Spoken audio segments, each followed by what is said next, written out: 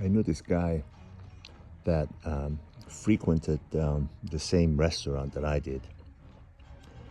It was a Pakistani restaurant, and I would see him a lot naturally. So we, struck a conversation, and when we started opening up to me one Friday afternoon, he told me, "What are you doing tonight?" I said, for me, I work when I want and I take off when I want. So for me, weekend and weekdays really don't mean anything. I'm just gonna work. He said, "Well, for me, weekends are very important, and usually I like to go on a date with somebody." But he said, women just don't find me attractive. He said, no matter what I do, how I dress, how I wear my hair, I feel like just women don't find me attractive. They look at me and they quickly look the other way. Lo and behold, the same guy, who was an average-looking guy, he was quite tall and lanky, with blonde hair that he kept very short, almost like a soldier. But anyways, long story short, this guy had registered a domain name that apparently somebody wanted. So he gets an email and a message on his phone from some company in Chicago. Of course, as anyone would, he would think that it's some kind of a spam. He dismisses it. And then 2-3 weeks later, they call him again. They said, we left you a message, whatever, and we are such and such law firm from Chicago, Illinois, USA, and there's a party interested in the domain name that you have. And we were inquiring to see if you're interested in selling it. He goes, yeah, right. I still thought, as I would, honestly, I'd be highly suspicious these days. This happened about October of 2020, in the doldrums of that bullshit so-called pandemic. So he was highly suspicious, and they called him again. They said, if you're interested, we can do a 3-way call next Monday, and have the interested party and us and you online, and to see if if there's an agreement.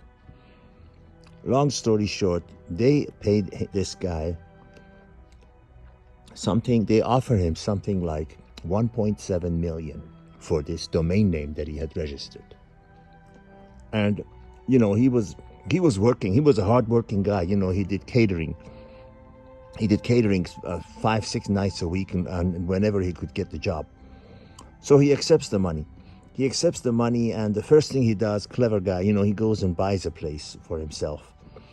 And word gets around, and I talked to him about 5-6 months later, after that had happened. I gave him all the advice that I could about not spending the money, because no matter how much you think it is and how long you think it's gonna last, you're wrong in both cases unless you invested wisely. And anyways, he told me that a side benefit has happened that you won't believe. I said, what is that? He goes, I've got women coming to me left and right. I said, well, how do they know that you're, you got money? He says, I don't know. They just know. And you know what I think it is? First of all, of course, word might have gotten around, with his coworkers, whatever, that he's got money now. But when you are confident about whatever it is that you're confident about, it could be your looks, it could be your knowledge, it could be your money, it could be just the natural self-confidence you have in yourself. When you're confident, you might not even be aware of it, but you have an air of confidence about you that is attractive to the opposite sex, and they will sense it.